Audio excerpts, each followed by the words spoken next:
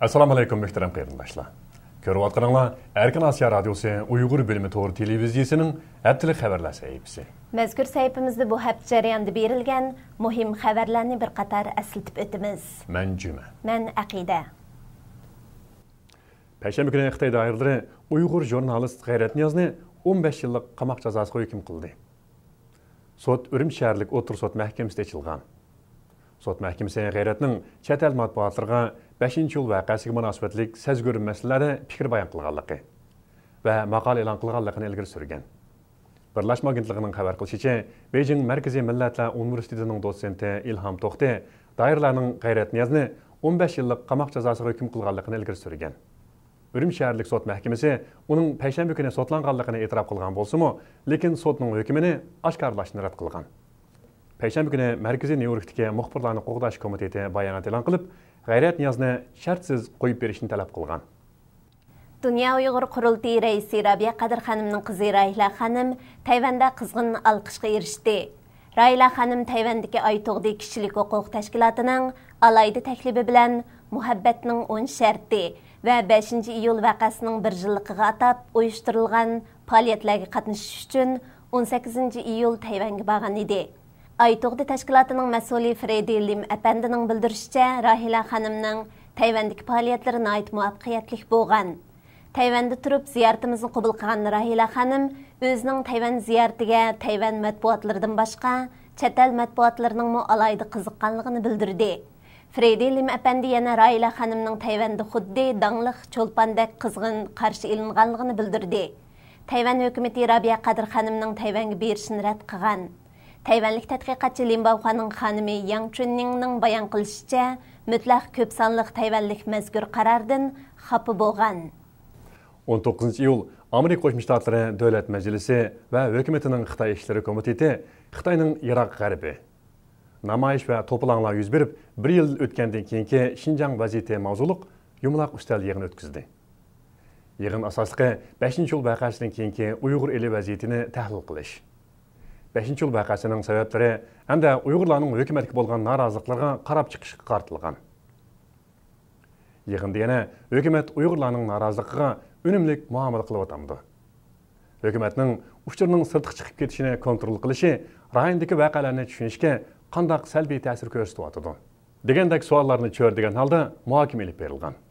Yig'inda fikr bayon qilgan mutaxassislar o'rtaq holda 5-yil voqeasidan keyin Uyg'ur eli vaziyatining keskinlashganligi, Uyg'ur kishilik huquq vaziyatining nacharlashganligi va Uyg'urlarga qaratilgan kontrollikning kuchaytirilganligini ilgari surgan.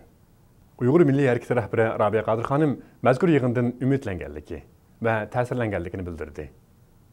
Bugünkü yig'indan aytib mamnun bo'ldim. Bizning mang'ay yo'limiz, yig'ilgan yoshlarimiz, tortayotgan azoblarimiz hargiz bekor ketmaydi ekan. Xitoy davlatlik neft shirkati Uyg'ur elida neft va tabiiy gaz ishlab chiqarish miqdorini aslab oshirganligini e'lon qilgan. Fransiya agentligining xabar qilishicha, mazkur shirkat bayonotida 2020-yilga kelganda Uyg'ur elidagi neft va tabiiy gaz ishlab chiqarish miqdorini 40 million tonnadan 60 million tonnaga yetkazganligi bildirilgan. Xabarda mazkur shirkatning bu plani Xitoyning Uyg'ur rayonida yo'l qo'ymoqchi bo'lgan xalqimi taraqqiyot planining bir qismi deb ko'rsatilgan. Halbuki planda yerli xalqqa qanday naf berilganligi, qisqasi yerli xalqlardan ishchi qabul qiladigan yoki qilmaydiganligi haqida hech qanday ifoda bildirilmagan.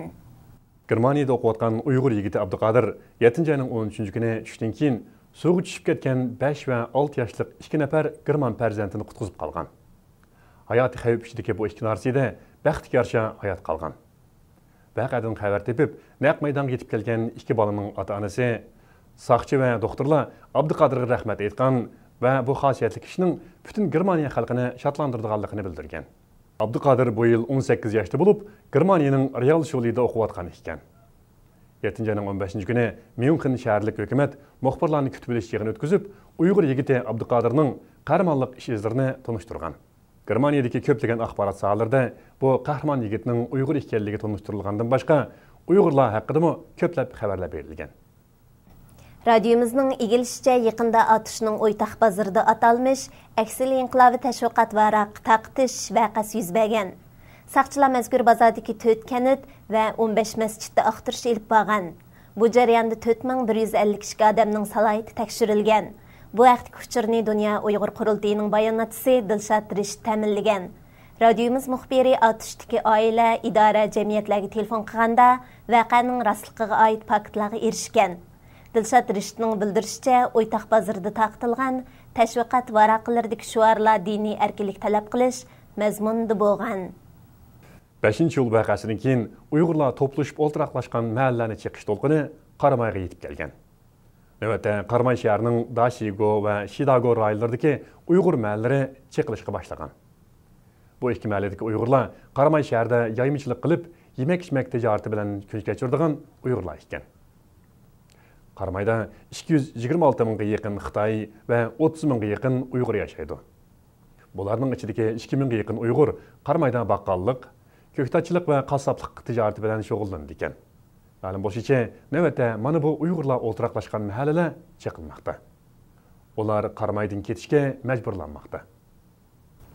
Yaqında jamoat arbobi Qahramon G'ujambad apandining 2009-yildagi 5-iyul Urumchi voqeasi mavzuliq kitobi rus tilida nashr qilindi. Kitob 3 qismdan tarkib topgan.